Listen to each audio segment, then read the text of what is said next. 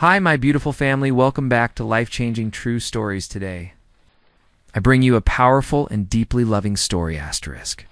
The glass doors of Hamilton and Associates gleamed under the afternoon sun as Abigail stepped through them, her heart beating a rhythm of nervous determination.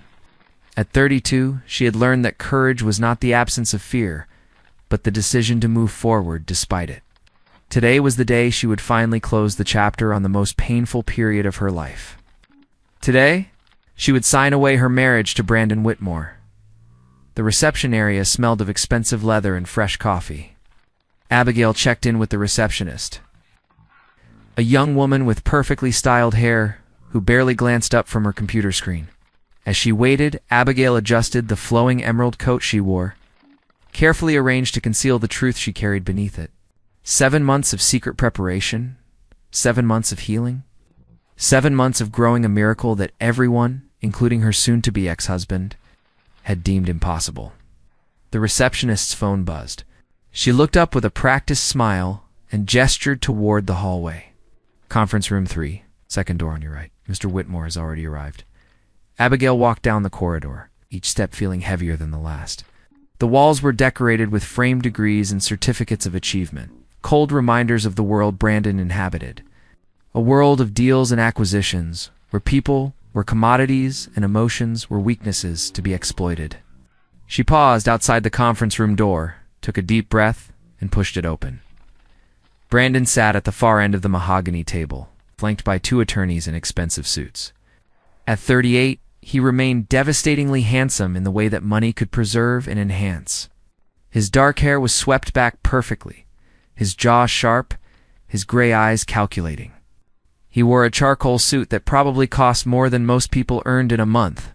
When he saw Abigail enter, something flickered across his face. Surprise, perhaps. Or was it disappointment that she looked so composed? He had expected her to be broken, diminished by their separation. Instead, Abigail walked in with her chin high, her brown eyes clear and focused. She wore minimal makeup, letting her natural beauty show through. Her chestnut hair fell in soft waves around her shoulders. She looked healthier than she had in the final months of their marriage, when his constant criticism had whittled away at her self-worth. "Abigail," Brandon said, his voice that familiar mixture of authority and charm that had once made her knees weak. "Thank you for coming. Let's make this as painless as possible." She took her seat across from him, her attorney, Patricia Morrison, settling beside her with a reassuring nod. Patricia was a fierce advocate, a woman in her 50s who had built her reputation defending women in difficult divorces. She had seen Abigail at her lowest and had helped her climb back to solid ground. The meeting began with the usual formalities: assets, properties, bank accounts. Brandon had been surprisingly generous in the settlement, perhaps out of guilt, perhaps simply to expedite the process so he could marry Cassandra. The 26-year-old marketing executive who had replaced Abigail in his bed and his life. The discussions droned on, legal jargon filling the air like white noise. Abigail remained quiet, her hands folded on the table. She had reviewed everything with Patricia weeks ago. She wanted nothing beyond what was fair. The penthouse could stay with Brandon. The vacation home in Aspen could be sold. She only needed enough to start fresh, to build a life on her own terms. As Patricia slid the final documents across the table, Brandon leaned back in his chair, studying Abigail with an intensity that made her skin prickle. "You look different," he said suddenly, interrupting his attorney mid-sentence. "Are you seeing someone?" The question hung in the air, loaded with implications. Abigail met his gaze steadily. "That is no longer your concern, Brandon." His jaw tightened, but he said nothing more. Patricia pushed the papers closer. "All that remains is your signature, Abigail. Then this will be finalized." Abigail reached for the pen, but as she leaned forward, the emerald coat shifted. The fabric, which had been carefully draped, fell open slightly. For just a moment, the curve of her belly was visible. Unmistakable, undeniable. Brandon's eyes went wide. The pen he had been holding clattered to the table. His attorneys exchanged confused glances, unsure what had caused their client's sudden reaction. Patricia, who knew the truth, simply watched with quiet satisfaction. "What?" Brandon whispered, his voice strangled. "What is that?" Abigail straightened in her chair, letting the coat fall away completely now. There was no point in hiding it any longer. Her hand moved protectively to her abdomen, to the life growing inside her, the life that Brandon had told her she was incapable of creating. "I am pregnant," she said simply, her voice steady. 7 months along, the color drained from Brandon's face. He stood abruptly, his chair scraping loudly against the floor. "That is impossible. You could not. We tried for years." The doctor said there was a very small chance," Abigail interrupted. "They never said impossible. You were the one who decided I was broken. You were the one who called me defective." The words hit him like physical blows. Abigail watched as the memories played across his features. The fights, the accusations. The night he had finally said the words that shattered their marriage beyond repair. The flashback came unbidden, vivid and painful. It had been a cold January evening, snow falling outside their penthouse windows. Brandon had just returned from dinner with investors, his mood already sour from some business deal gone wrong. Abigail had been in the living room researching yet another fertility specialist. Desperate to give him what he wanted most, he had walked in, poured himself a drink, and looked at her with such cold contempt that it froze her blood. "I am tired of this, Abigail. Tired of the appointments, the treatments, the disappointment. You are useless to me. What kind of wife cannot give her husband a child?" She had tried to reach for him, to explain that they could keep trying, that there were other options. But he had pulled away, his face twisted with disgust. "I deserve better than this. Better than you. Cassandra would never put me through this hell." That was the night Abigail realized her marriage was over. Not because of the fertility struggles, but because the man she loved had never truly loved her. She had been an accessory, a placeholder, someone to fill a role until someone better came along. Now, sitting in this conference room, Brandon stared at her pregnant form as though seeing a ghost. "Whose is it?" he demanded, his voice rising. "Who is the father?" Abigail felt a surge of anger, hot and righteous. "Yours, Brandon. The child is yours." The room fell silent. Even the attorneys seemed to hold their breath. Brandon's face cycled through emotions. Shock, disbelief, hope, despair. He stumbled back to his chair, gripping the edge of the table. "But how? When?" "We were still married when this happened," Abigail said calmly. "Do the math. This child was conceived before you moved out, before you started parading Cassandra around town like your prize." Brandon ran his hands through his hair, destroying its perfect styling. "A child. My child. Abigail, this changes everything. We cannot get divorced now. We have to try again for the baby." Patricia placed a hand on Abigail's arm, but Abigail shook her head. She had known this moment would come, had prepared for it.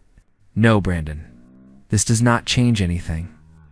You wanted a divorce because I could not give you a child.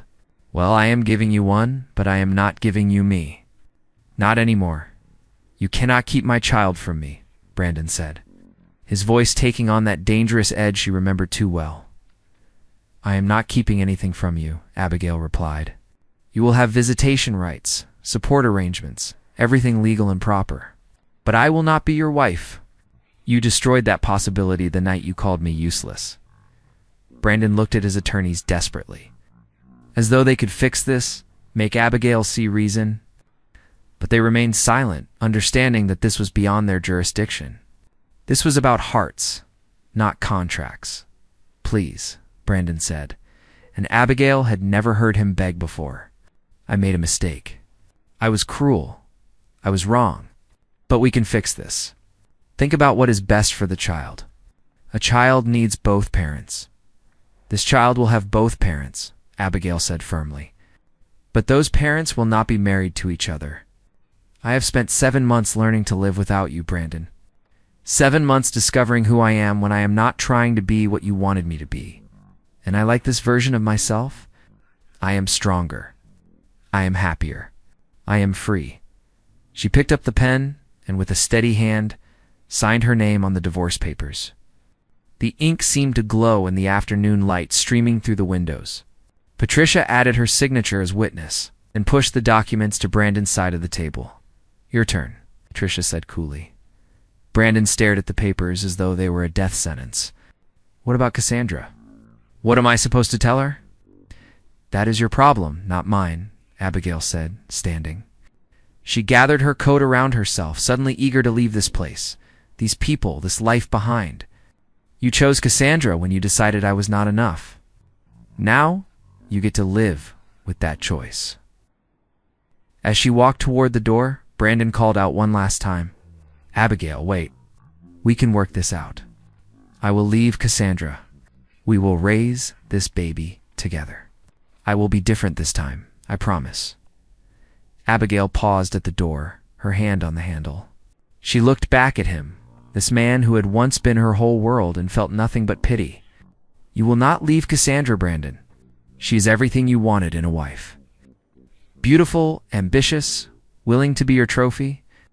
The only problem is she will never give you what I am giving you now, and that must be killing you." She left before he could respond.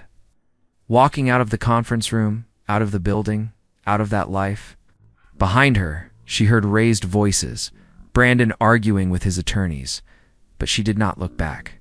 Her future was ahead of her now, not behind. Outside, the sun was setting, painting the sky in shades of orange and pink. Abigail placed both hands on her belly, feeling the gentle movements of her son or daughter. This child, this miracle, had given her something more precious than Brandon's love ever had. It had given her purpose, strength, and the courage to choose herself. As she walked to her car, her phone buzzed. "A message from Patricia," he signed. "It is done. You are free." Abigail smiled, tears streaming down her face. Free. After so many years of trying to be enough for someone else, she was finally free to just be herself. And that, she realized, was the greatest gift of all. The apartment Abigail rented was a far cry from the penthouse she had shared with Brandon. It sat on the third floor of a modest building in a quiet neighborhood, where children played in the courtyard and neighbors actually knew each other's names. The living room was small, but filled with afternoon sunlight. She had decorated it simply, with soft cream colors and touches of blue and yellow. Preparing a nursery corner for the baby who would arrive in just 2 months, Abigail had thought she would feel lonely in this new life. But instead, she felt liberated. Her days fell into a peaceful rhythm. Morning walks in the nearby park, prenatal yoga classes, reading books about motherhood. She had started working remotely as a freelance graphic designer, something she had abandoned when Brandon insisted his wife did not need to work. Now, creating again filled her with a sense of purpose she had forgotten existed. It was during one of her routine, prenatal checkups that everything shifted again. The clinic she had chosen was small and welcoming, decorated with cheerful murals of animals and rainbows. The receptionist knew her by name now, always asking how she was feeling if the baby was active.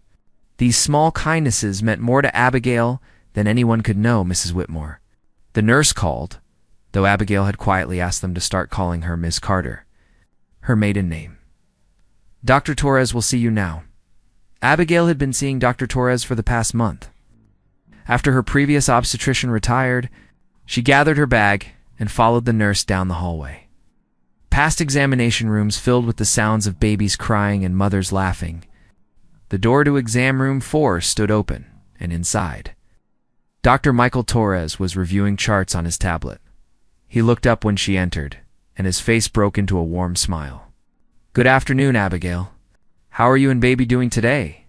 Michael Torres was not what Abigail had expected when she first met him. At 35, he had an ease about him that immediately put people at comfort. He was tall with broad shoulders, his black hair slightly curly and often falling across his forehead. His eyes were a deep brown, the kind that seemed to actually see you, not just look at you. He wore his white coat over casual clothes, and there was always a stethoscope hanging around his neck like a familiar friend. "We are doing well," Abigail said, settling onto the examination table. "The baby has been very active lately. I think he or she is training for the Olympics." Michael laughed, the sound genuine and warm. "That is a good sign.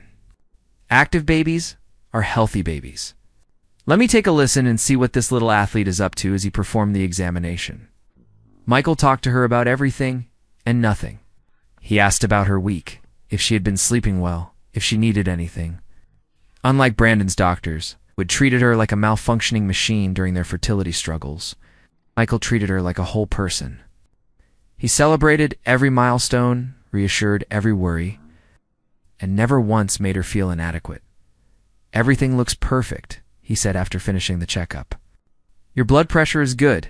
Baby's heartbeat is strong. You were doing an excellent job taking care of yourself and this little one." Abigail felt tears prick her eyes. She had been so afraid during the early months of pregnancy, terrified that something would go wrong, that she would somehow fail at this too. Michael's constant encouragement had been a lifeline. "Thank you," she said softly, "for everything. You have made this whole experience so much less frightening." Michael pulled up a stool and sat down, his expression serious but kind. "Abigail, can I ask you something personal?" "You do not have to answer if you do not want to," she nodded. "Curious, the name on your file says Whitmore, but you asked us to call you Carter, and I have noticed you always come to appointments alone. Is everything okay? Are you safe?" The concern in his voice touched something deep in Abigail's heart. She had not talked to anyone about Brandon, about the divorce, about any of it. But something about Michael made her want to be honest. "I am safe," she assured him. "I just got divorced. The baby's father and I are no longer together. It was not a good situation, and I needed to leave. Carter is my maiden name. I am taking it back." Michael nodded slowly, processing this information. "I am sorry you went through that, but I admire your strength. It takes courage to start over, especially when you are about to become a mother." They talked for a few more minutes, and when Abigail left the clinic that day, she felt lighter somehow. That evening, as she prepared dinner in her small kitchen, she found herself thinking about Michael's kind eyes, his gentle voice, the way he had asked if she was safe. It had been so long since anyone had cared about her well-being. The following weeks brought an unexpected complication. Brandon had started calling again, leaving voicemails that swung between apologetic and demanding. He sent flowers to her apartment, expensive arrangements that she immediately gave to her elderly neighbor.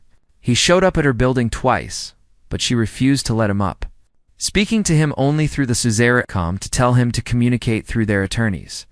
The situation escalated when Cassandra got involved. Abigail was leaving a coffee shop one afternoon when she found herself face to face with Brandon's fiancée. Cassandra was everything the tabloids described: tall, blonde, impeccably dressed in designer clothes that screamed money. Her blue eyes were cold as ice. "So you are the ex-wife," Cassandra said, her voice dripping with disdain. "The one trying to trap Brandon with a convenient pregnancy." Abigail felt anger rise in her chest, but she kept her voice calm. "I am not trying to trap anyone. Brandon and I are divorced. What he does with his life now is none of my concern." Cassandra stepped closer, invading Abigail's personal space. "You think having his baby makes you special? You think he will come running back to you? Brandon loves me. We are getting married next month, and we are going to have the perfect life together. You and your little mistake are not going to ruin that." Abigail could have said many things. She could have mentioned that Cassandra had been Brandon's mistress while he was still married. She could have pointed out that Brandon had told her Cassandra refused to have children. Instead, she simply smiled. "I hope you both are very happy together," she said sincerely. "Now, if you will excuse me, I have a doctor's appointment." She walked away, leaving Cassandra sputtering behind her. The encounter left Abigail shaken, and when she arrived at the clinic for her scheduled checkup, Michael immediately noticed something was wrong. "What happened?" he asked, guiding her to sit down in his office rather than the examination room. Abigail told him everything. About Brandon, about his cruelty during their marriage, about the divorce, about Cassandra's confrontation. The words poured out of her like water from a broken dam. Michael listened to every single one without interruption. When she finished, he was quiet for a moment. Then he said something that surprised her. "Abigail, I know this is probably inappropriate, and you can absolutely say no, but would you like to have dinner with me sometime? Not as your doctor, but as someone who would really like to get to know you better outside of this office." Abigail's heart skipped. She had not thought about dating, had not imagined anyone would want to be with a pregnant, recently divorced woman with so much baggage. But looking at Michael, at the honest hope in his eyes, she found herself saying yes. Their first date was at a small Italian restaurant tucked away on a quiet street. Michael picked her up, opening the car door for her and making sure she was comfortable. Over plates of pasta and glasses of sparkling water, they talked about everything. Michael told her about his work, about why he became a doctor, about losing his mother to cancer when he was in medical school, and how it had shaped his approach to medicine. "I realized that healing is not just about treating symptoms," he said, twirling pasta on his fork. "It is about treating the whole person. Mind, body, spirit. That is why I love obstetrics. I get to be part of one of the most important moments in people's lives." Abigail told him about her passion for art and design, how she had given it up when Brandon said it was not suitable for a wife of his status.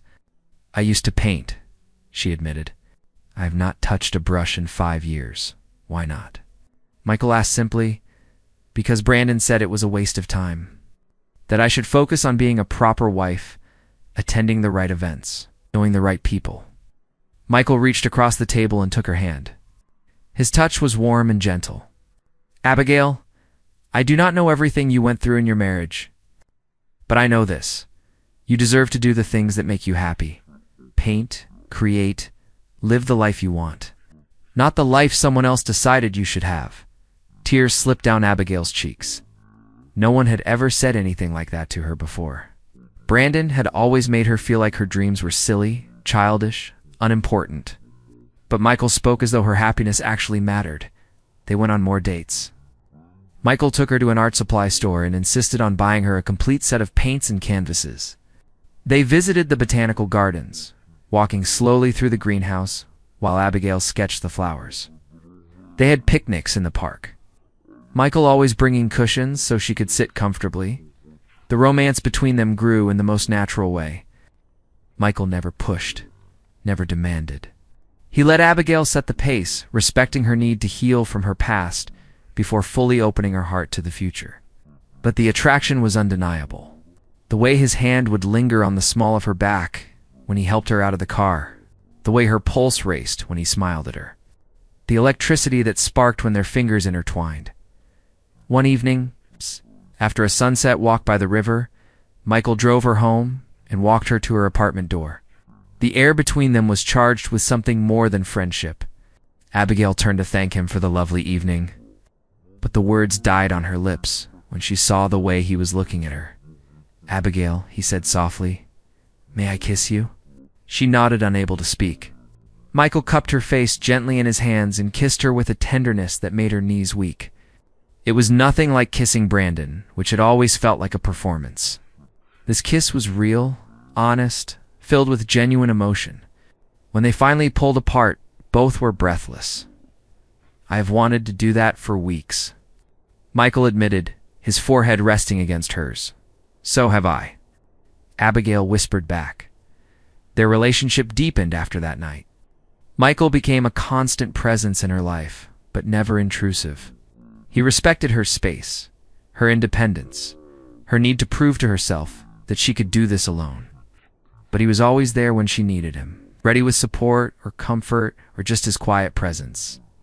He fell in love with her unborn baby too. He would talk to her belly during their private moments, telling the baby stories, making promises about the adventures they would have together.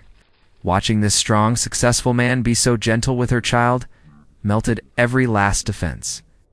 Abigail had built around her heart, but their happiness was interrupted by Brandon's latest move. 2 weeks before her due date, Abigail received a legal notice. Brandon was filing for joint custody and demanding that the baby carry the Whitmore name. He claimed that Abigail's new relationship proved she was not focused on the baby's well-being and that she was trying to replace him with another man. Abigail was devastated. She had tried so hard to keep things civil, to ensure Brandon could be part of their child's life, but he could not just be a father. He had to control, to dominate, to win. Michael found her crying on her couch, the legal papers scattered around her. He sat beside her, pulling her into his arms. "We will fight this," he said firmly. "You are an amazing mother already. No judge is going to take this baby from you. But what if they do?" Abigail sobbed. "What if Brandon uses his money and influence to take my child?" "That will not happen," Michael promised. "And Abigail, there is something I need to say. Something I have been thinking about for a while now." He pulled back slightly so he could look into her eyes. "I love you. I love you, and I love this baby.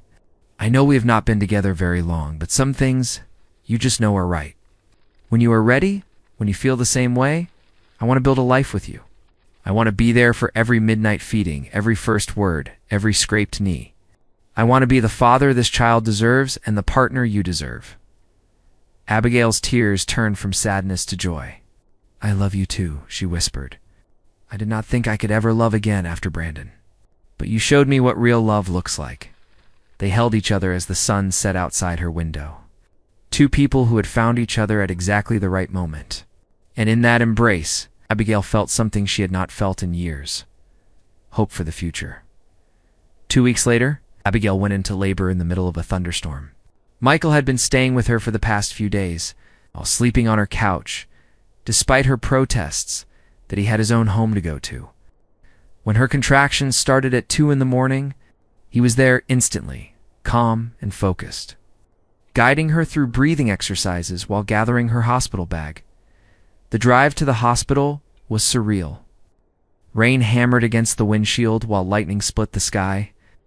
But inside the car, Michael held her hand and talked her through each contraction, his voice steady and reassuring.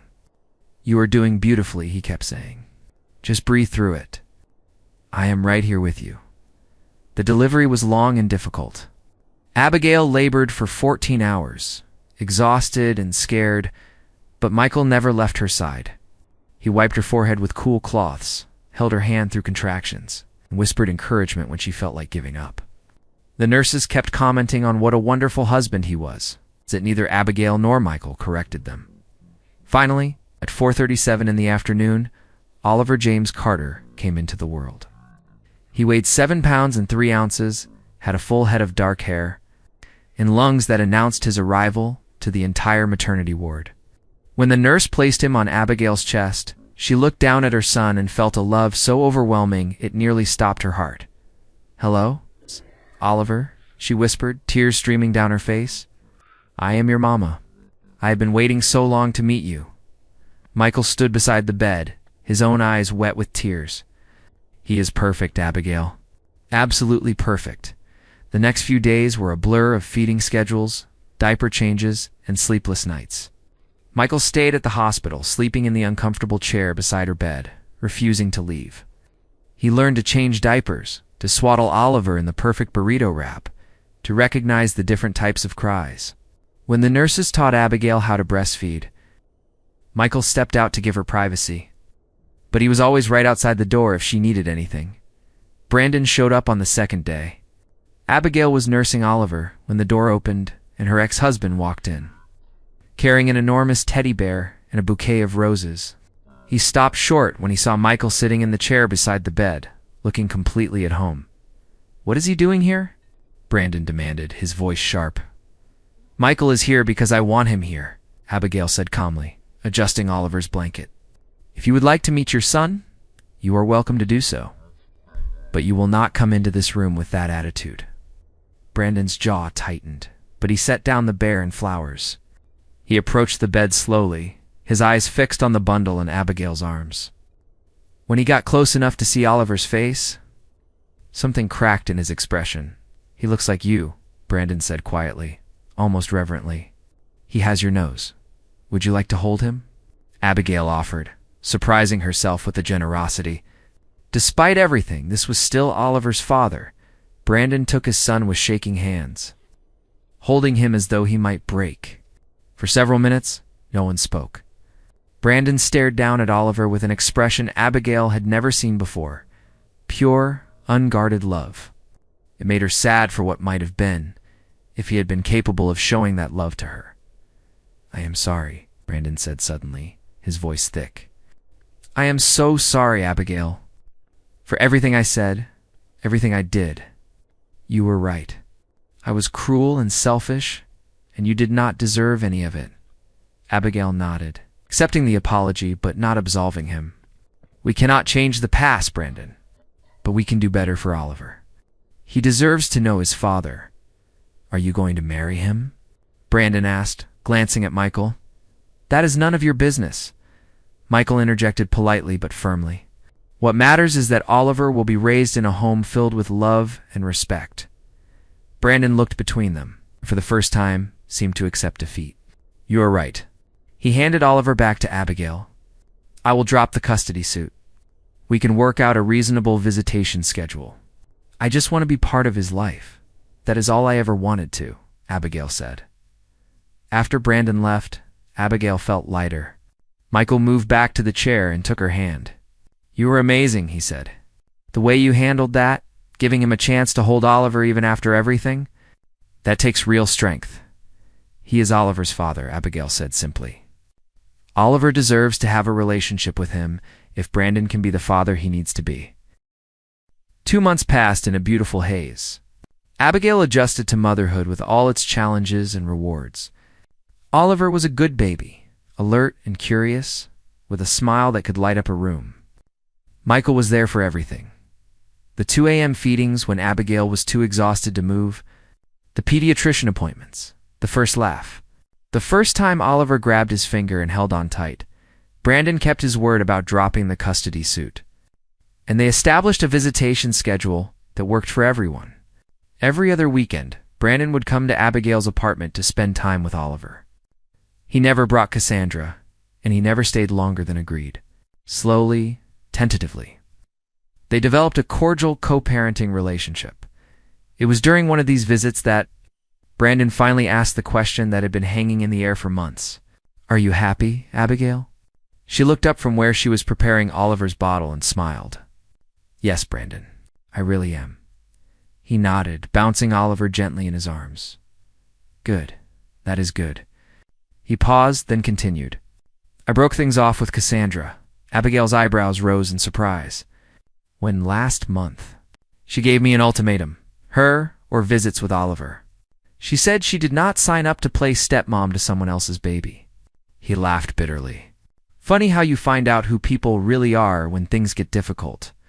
I am sorry, Abigail said, and meant it. Do not be. You tried to tell me what she was really like, but I was too proud to listen. He looked down at Oliver. This little guy taught me what really matters. Not money or status or having the perfect trophy wife. Just love. Simple, uncomplicated love. After Brandon left that day, Michael came over for dinner.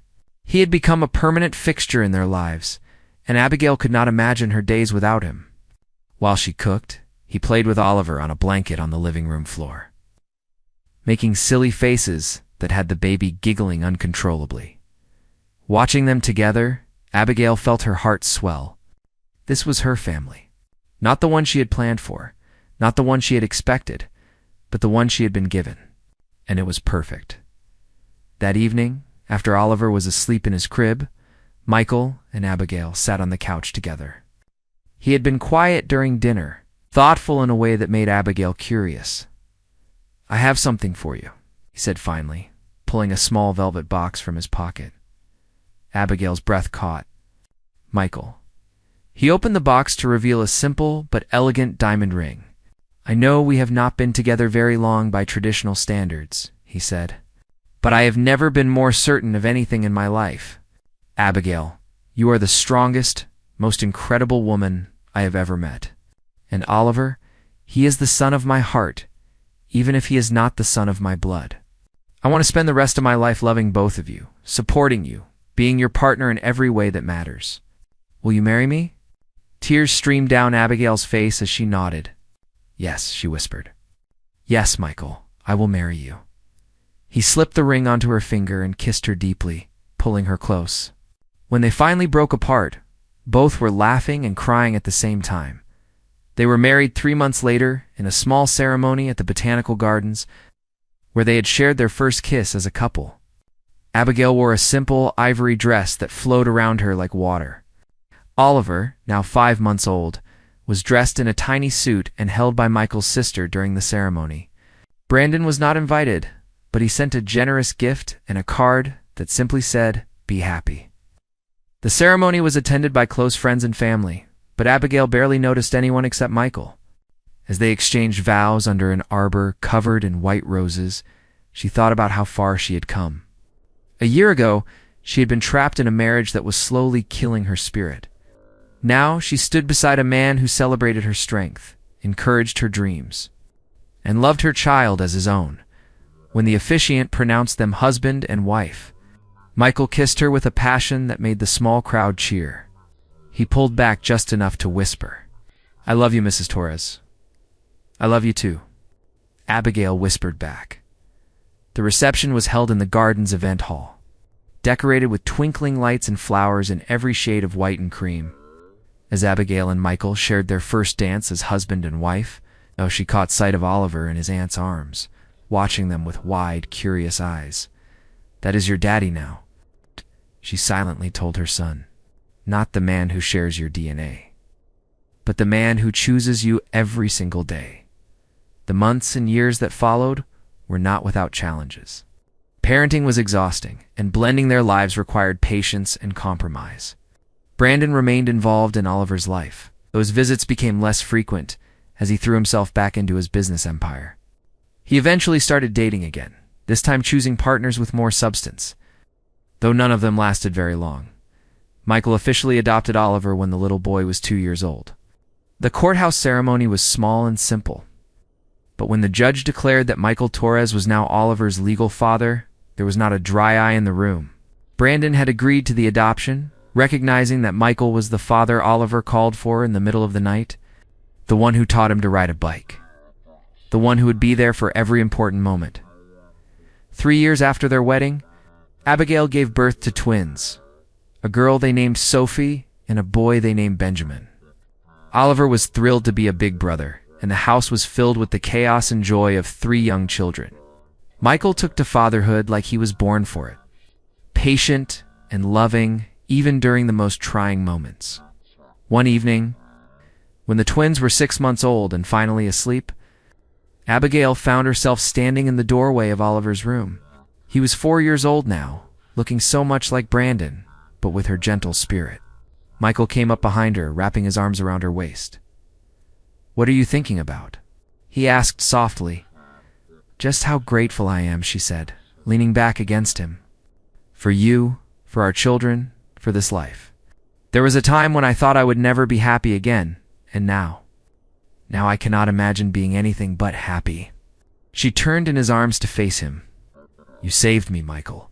He shook his head, smiling. "No, Abigail, you saved yourself. I just had the privilege of being there to witness it." They stood there in the hallway of their home, surrounded by the evidence of the life they had built together. Pictures on the walls showed birthday parties and family vacations. Toys scattered across the floor spoke of children who were loved and secure, and in each other's arms. They had found the kind of love that endures through every challenge. Abigail thought back to that day in the lawyer's office when she had revealed her pregnancy to Brandon. She remembered the shock on his face, the desperation in his voice when he realized what he had lost. At the time, she had not known how the story would end. She had only known that she needed to choose herself, to choose her child, to choose dignity over comfort. That choice had led her here, to this moment, to this life, and she would not change a single thing. Years later, on Oliver's 10th birthday, Brandon came to the party. He had mellowed with age, his edges softened by time and regret. He watched from the sidelines as Michael helped Oliver blow out the candles on his cake. As the children played together in the backyard, as Abigail moved through her home with the easy grace of someone who was exactly where she belonged, before he left, Brandon pulled Abigail aside. "Thank you," he said simply. "For what? For being strong enough to leave me? For giving Oliver the father he deserved? For showing me what real love looks like, even if I was too stupid to appreciate it when I had the chance?" Abigail smiled. The old pain finally gone, replaced with peace. "We all get there eventually, Brandon. Some of us just take longer than others." He nodded and left, and Abigail returned to her family. Michael was pushing Sophie on the swing while Benjamin tried to climb the slide backwards. Oliver was showing his friends the new bike he had gotten for his birthday. Her children, her husband, her life, this was her happy ending. Not the one she had dreamed of as a young bride walking down the aisle toward Brandon Whitmore. This was better. Because this ending had been earned through heartbreak and healing, through courage and growth, through learning that sometimes the greatest love stories begin. When you finally learn to love yourself, as the sun set over their backyard, painting the sky in shades of gold and pink, Abigail stood on her porch and smiled. She had arrived at that lawyer's office 7 months pregnant, ready to end one chapter of her life. She had shocked her ex-husband with the truth he had refused to see, and in doing so, she had freed herself to write a new story entirely, a story where she was not a trophy or a disappointment, but a woman who knew her worth, a mother who loved fiercely, a wife who was cherished, a human being who had survived the worst and emerged stronger on the other side. And that, Abigail thought as Michael came up behind her and wrapped his arms around her waist, was the best kind of happy ending there could be. Thank you for taking the time to listen to this story. If you enjoyed this content, don't forget to click like.